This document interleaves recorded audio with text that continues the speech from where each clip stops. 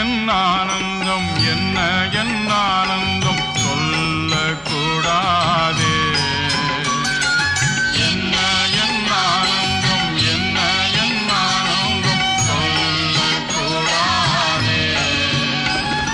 மன்னன் கிறிஸ்து என் பாவத்தை எல்லாம் மன்னித்து விட்டாரே. பாவங்கள் சாபங்கள் கோபங்கள் எல்லாம் பரிகரித்தார்.